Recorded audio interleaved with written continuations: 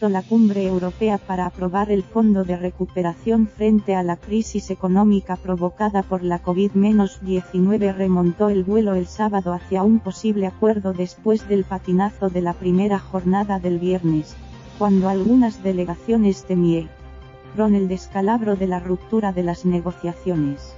Las conversaciones han avanzado, con nuevos pasos hacia las posiciones de los llamados frugales, pero no han concluido.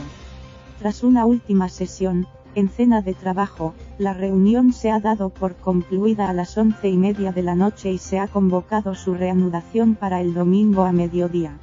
Será así la tercera jornada de una cumbre de tal trascendencia que fuentes diplomáticas la comparan con la del nacimiento del euro en mayo de 1998. Ahora, como entonces, el resultado aspira a ser histórico, aunque aún no se sabe si será para bien o para mal. La jornada del sábado arrancó con una nueva propuesta del presidente del Consejo Europeo, Charles Michel, fruto de numerosos conciliábulos durante la noche anterior. Y el nuevo proyecto, con recorte de subsidios y vigilancia reforzada de las ayudas, fue acogido positivamente por la mayoría de las delegaciones, aunque también subrayaron que todavía quedaban muchas aristas por pulir. A última hora de la tarde, España parecía resignada a un cierto endurecimiento del control de las ayudas, pero rechazaba tajantemente el derecho de veto propuesto por el primer ministro holandés, Mark Rutte. La segunda propuesta de Michel en poco más de una semana continúa la tendencia a la baja en las cifras y al alza en el control de los desembolsos para intentar esquivar la amenaza de veto de Rutte. El liberal holandés, al frente de los llamados frugales los Países Bajos, Suecia, Austria y Dinamarca ha aceptado a regañadientes que la UE se endeude por primera vez de manera masiva y que esos ingresos se destinen en parte a subsidios para paliar los daños económicos causados por la COVID-19.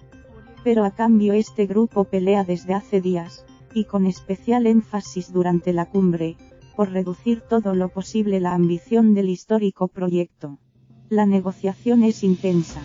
España e Italia tratan de lograr una cantidad de subsidios que se acerque lo máximo posible a la cifra inicial defendida por Alemania y Francia de 500.000 millones, pero cada hora que pasa parece más difícil evitar las concesiones ante la resistencia en especial de los holandeses.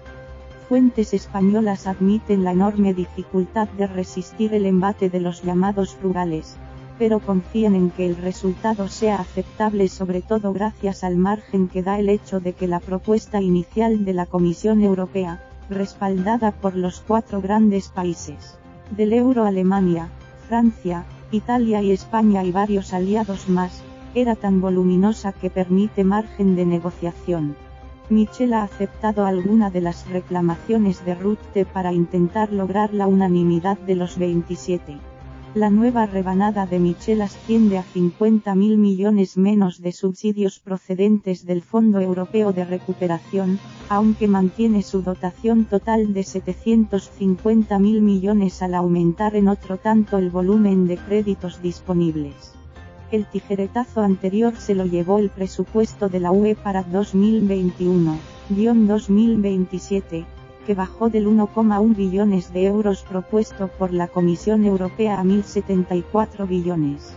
Los cambios introducidos durante la mañana del sábado han dejado el fondo con un 60% de subsidios, 450.000 millones, y un 40% de préstamos, 300.00 millones, frente al 66% y 33%, respectivamente, propuesto inicialmente por la Comisión Europea. El presidente del Consejo también se ha hecho eco de la petición más polémica del primer ministro holandés, un derecho de veto para frenar el desembolso de las ayudas si algún país tiene dudas sobre el cumplimiento de las reformas financiadas con los subsidios comunitarios. Charles Michel no va tan lejos como desea La Haya, porque el resto de las delegaciones lo considera inaceptable, dado que podría inutilizar el propio fondo. Pero Michel introduce una especie de freno de emergencia que permitiría a cualquier capital frenar el flujo de subvenciones hasta que una sesión del Consejo Europeo, es decir, de los 27 primeros ministros, diese la luz verde. Michel también ofrece a los llamados frugales unos multimillonarios cheques para reducir su aportación al presupuesto común entre 2021 y 2027.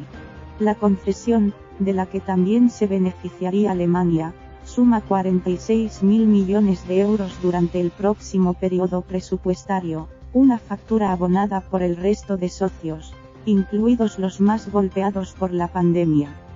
Fuentes españolas admitían que en este punto de la negociación constantemente se hacían cálculos para ver cuál sería el resultado final para evitar que el impacto del fondo, restados los cheques, fuera mucho menor de lo esperado.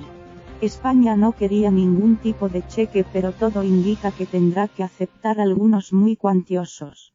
La oferta de Michel fue interpretada por la delegación holandesa como un paso importante en la buena dirección.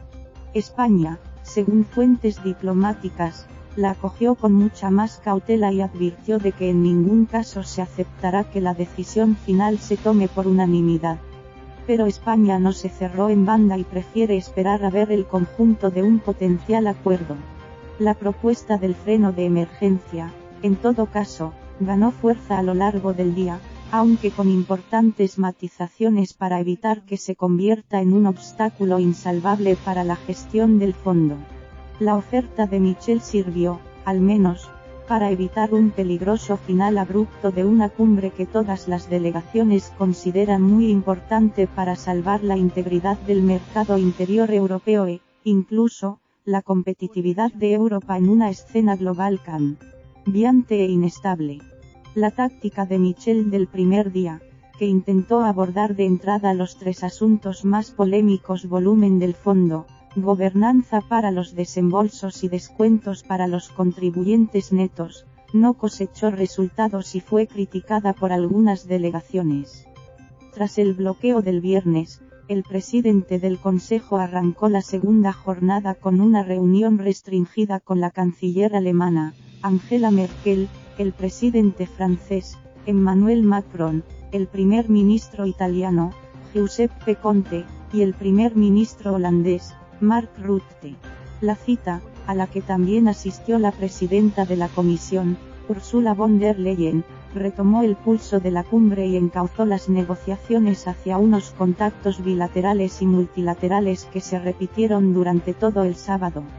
Fuentes francesas atribuyeron a Macron el giro de la negociación, al haber insistido a Michel que abordara todo el conjunto de temas de manera global, marco financiero plurianual y fondo de recuperación, en lugar de centrarse en solo tres polémicas.